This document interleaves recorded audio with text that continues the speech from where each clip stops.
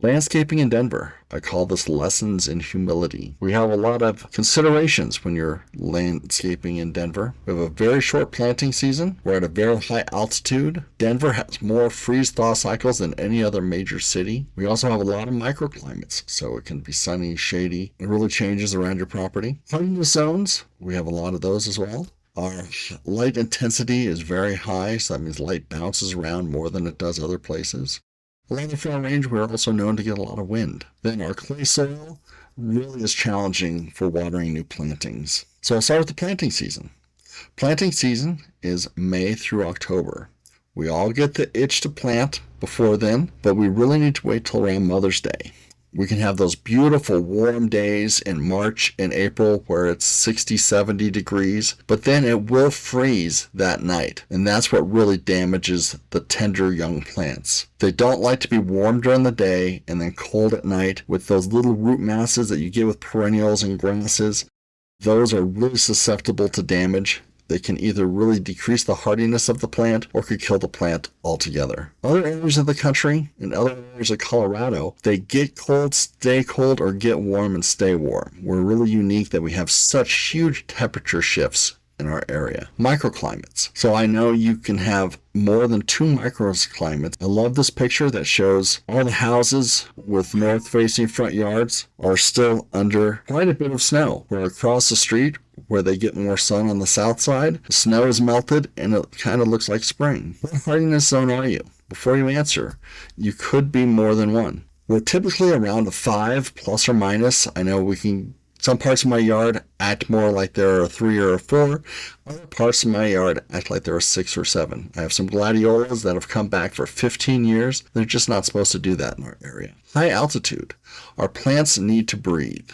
As you know, Denver is around 2,580 feet, but did you know that the selection of plants starts dwindling about 6,500? Then every 500 feet you go up in altitude, we start to lose more plants. By the time we get up to 9,500 feet, we have very few plants left. Great example is a butterfly bush. So butterfly bush are these great plants, but they really don't like to be planted in areas above 6,000 feet. So if you're getting into the higher parts of golden, into conifer, evergreen, you're definitely not going to want to use a butterfly plant. But then we look at the common lilac.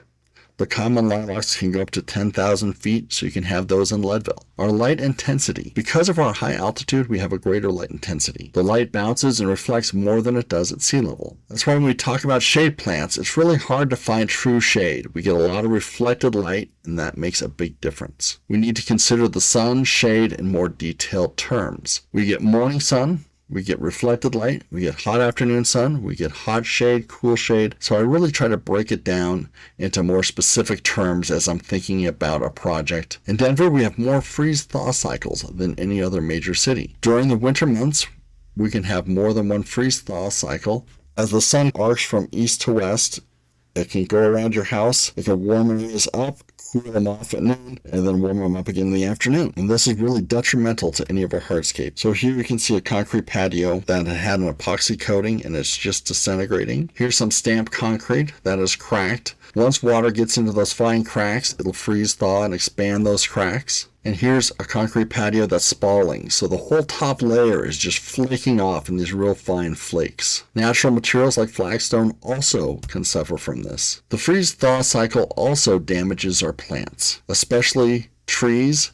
If you look on the southwest side of any tree, you can look for the frost cracking. And so those are vertical cracks, and it's caused by the moisture or the nutrients going up and down the bark of a tree. It'll warm up on that southwest side, and then as it freezes that night, the water has nowhere to go, so it ruptures the bark, causing these freeze cracks. So we have to wrap our trees for the first 5 years, and it's a special wrap that you need to get at a garden center, and you start at the bottom and work your way up, and then end around the first branches. Wind.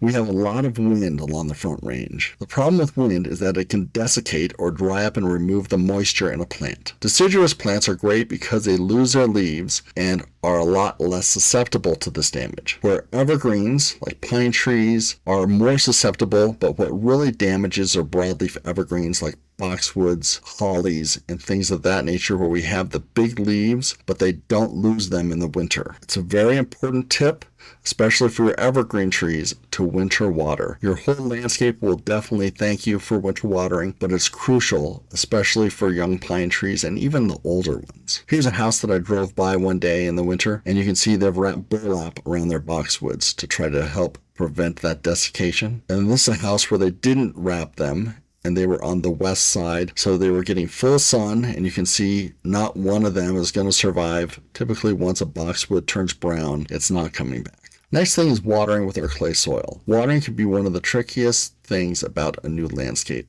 Our clay holds water more than any other soil type. It can act as an artificial pot. Plants need to be moist, but they need to dry out between waterings. Most plants do not tolerate wet feet. To offset this, we need to plant slightly higher than the ground adjacent to the planting. Here I took some soil probes and I went around some of my clients that were having some issues. And so this is about an 8-inch landscape spike, and I would just put it at the base of the plant just to see what the soil is. The probe should have particles of moist soil. The probe should not be hard to push into the dirt or come out dry. That would mean it's got too little water. Here you can see an example, a small spruce that I tested the soil and it came back very dry. So here what I'm using is a 12-inch soil probe that does a core. So I can pull the soil out and really get a good look at it. And here you can see this is too wet. This soil is actually muddy. Kind of see this glistening spot. This is actual standing water once I removed a dead plant. This is just right. So it's hard to see from the picture. It was moist soil, but it wasn't wet, and it wasn't crumbly or dry. I hope you enjoyed my presentation. Please let me know if you have any questions. My website is www.blackforestco.net.